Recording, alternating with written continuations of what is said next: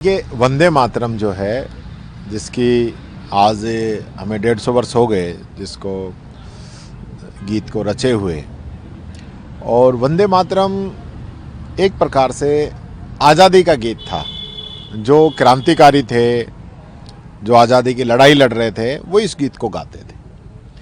और कांग्रेस के अधिवेशन में 1896 में इसको पहली बार गाया गया था। और लगातार इस गीत को गाते हुए आज़ादी की लड़ाई लड़ी। और जब वंदे मातरम गाते थे तो अंग्रेज उन लोगों को बंद भी करते थे, उनको अरेस्ट करते थे। तो एक डर रहता था कि वंदे मातरम गाने वालों को अंग्रेज बंद कर सकते हैं। लेकिन उसके बावजूद भी हमारे आज़ादी के दीवाने वंदे मातरम को गाते रहे। और कांग्रेस ने इस गीत को अपनाया और हमेशा उस समय से लेकर आज भी हमारी कांग्रेस की मीटिंग होती है तो उसमें वंदे मातरम और जनगण मन दोनों, एक शुरुआत में एक लास्ट में, आज भी गाए जाते हैं। लेकिन मैं इनसे पूछना चाहता हूं, इनकी स्थापना 1925 में हुई आरएसएस की। आरएसएस ने वंदे मातरम क्यों नहीं गाया? आरएसएस ने तो अपना अलग गीत बनाया है, वंदे मातरम तो कभी गाया ही नहीं। तो आज किस प्रकार से ये लोग इस पे राजनीति करना चाहते हैं? वंदे मातरम हमारा मान है, सम्मान है, स्वाभिमान है। हमारे आज़ादी के जो दीवाने हैं, जिन्होंने आज़ादी की लड़ाई लड़ी, उनकी शान है। तो वंदे मातरम तो कांग्रेस का, इनका लेना देना क्या है?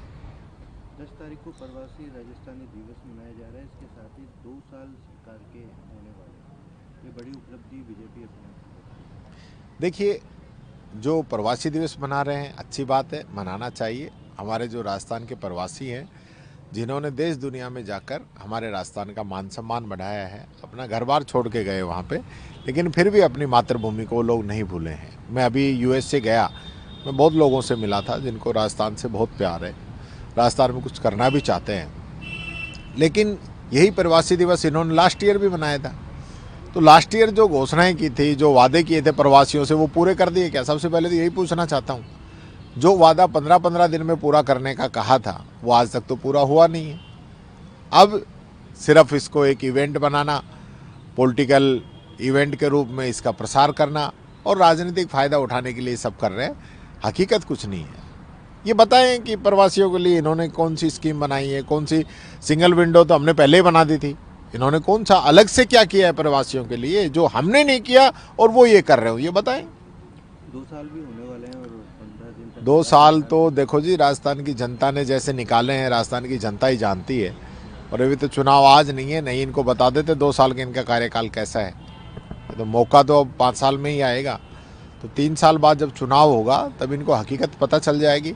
और अब की भी जो हकीकत है, खुद जो है भजनलाल जी ने कहा था कि अंता चुनाव जो है वो हमारे कामों पे मोहर लगाएगा।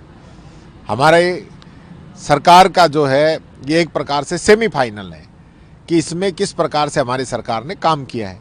तो जनता ने बता दिया। अंता कोई 100-150 वोट से रह गए नहीं भाई साहब, तीसरे नंबर पे आते हैं लोग। तो ये स्थिति इनकी है, इस सरकार की है। तो मैं यही कहना चाहूँगा, 2 साल कोई ध्यान नहीं दिया है किसी भी प्रकार का। और जैसे ये लोग जिन बातों के साथ 2 साल पे आएंगे ना, उसी बातों के साथ मैं भी इन 2 साल में इनका जवाब देने के लिए तैयार हूँ। एक नवजोत कौर सिद्धू ने बयान दिया है कि 500 करोड़ रुपए देते हैं और मुख्यमंत्री बन सकते हैं कांग्रेस। उन्होंने खुद ही खंडन कर दिया इस बात का कि मेरे से तो किसी ने मांगे नहीं है। तो ये इस प्रकार की जो बातें हैं, मैं समझता हूँ ये ऐसी अफवाहें, इनमें नहीं पड़ना चाहिए। लेकिन बीजेपी इसको लेकर काफ़ी बयानबाजी। बीजेपी का तो काम ही यही है। बीजेपी के पास खुद का कोई एजेंडा है क्या? दिन भर बस यही करते रहो, कौन क्या कह रहा है खुद ही कहलवा दो और खुद ही फिर उस बातों को उठाने लग जाओ और पता नहीं क्या क्या। बीजेपी कोई सीरियस नहीं लेता आजकल।